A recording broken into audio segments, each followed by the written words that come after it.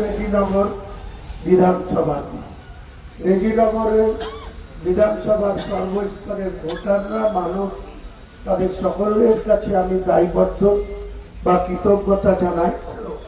আজকের মমতা ব্যানার্জির চোরের রঙে তুলাবাসের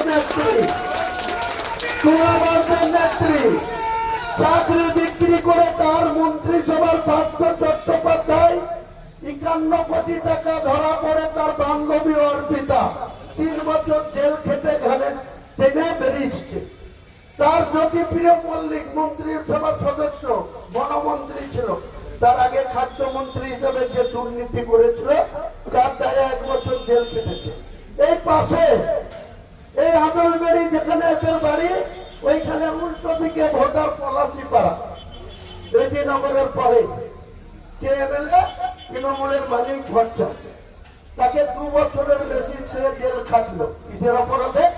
আজকে প্রত্যেকটা প্রাইমারি স্কুলে যান, না আছে ছাত্র না আছে শিক্ষক, প্রত্যেকটা মানুষকে শুধু ভাওতা